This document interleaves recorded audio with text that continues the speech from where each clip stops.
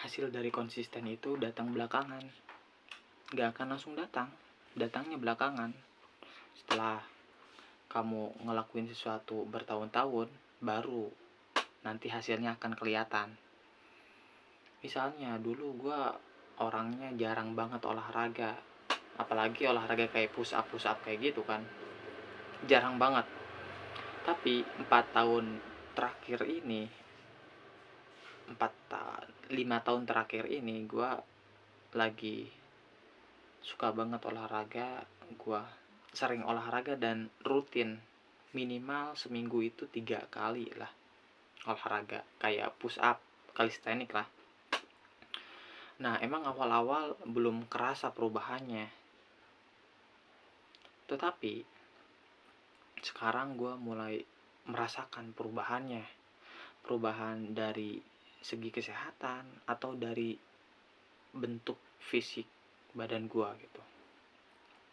Dari segi kesehatan, gue baru sadar setelah belakangan ini gue sering olahraga, gue jarang banget sakit. Waktu itu gue pernah lihat postingan di Instagram bahwa orang yang suka olahraga atau nge-gym itu siklusnya itu kayak yang sakit, bukan sakit tapi kayak yang sakit, kayak apa, agak kurang sehat lah, agak kurang sehat, terus sehat, sehat banget gitu, ngulang aja gitu, jarang banget sakitnya. Nah itulah yang gue rasakan setelah 5 tahun terakhir gue sering olahraga. Walaupun awal-awalnya itu olahraga supaya punya perut six pack gitu kan. Terus yang kedua, perubahan dari badan gue. Jadi gue juga awalnya tidak menyadari, gue jarang ngaca awal-awalnya. Tapi gue tahu badan gue berubah itu semenjak orang-orang ngomong kalau badan gue itu bagus gitu, lebih tegak, bagus lah menurut orang-orang gitu. Dan setelah gue ngaca gitu, sering ngaca belakangan ini, ya memang bagus. Memang bagus, alhamdulillah. Nah itulah hasil dari konsisten olahraga. Jadi konsisten itu hasilnya datangnya belakangan gitu. Walaupun ada juga yang mendapatkan hasilnya itu lebih cepat daripada kita, ya tergantung juga.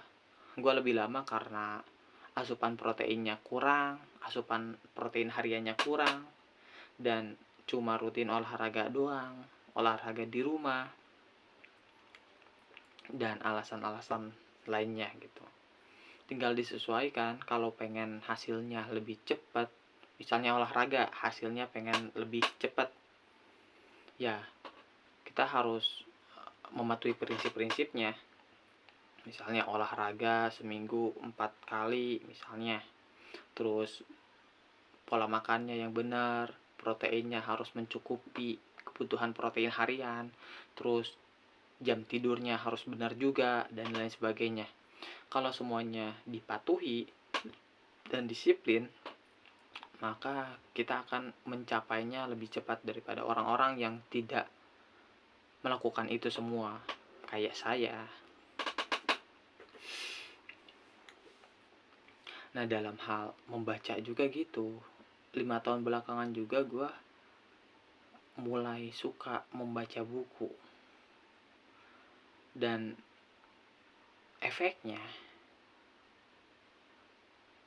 sekarang itu seperti gue tuh lebih pede, terus komunikasinya lebih mudah. Ya walaupun belakangan ini kayaknya ada yang salah dari gue gitu.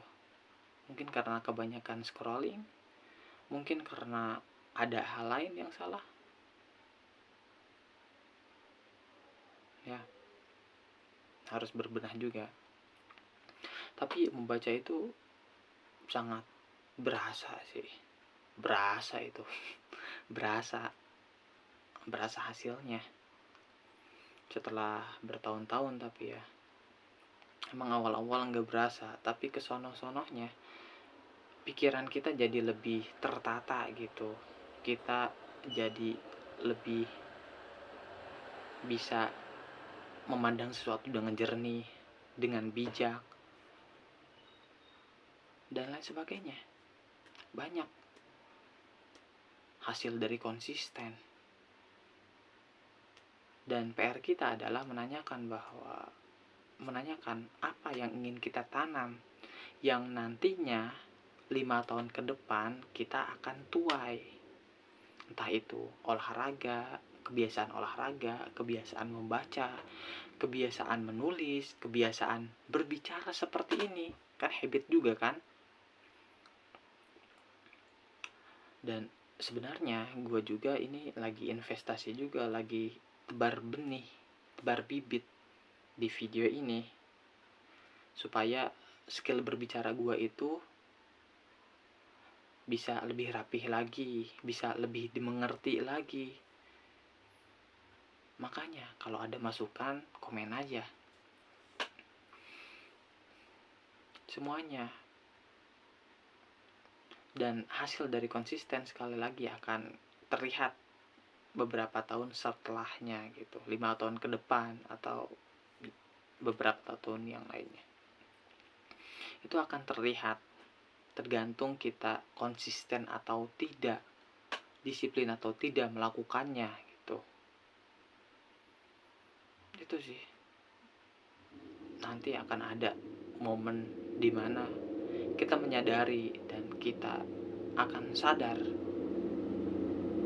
bahwa sesuatu yang sudah kita tanam, suatu hari nanti kita akan panen sendiri, dan itu sangat menyenangkan.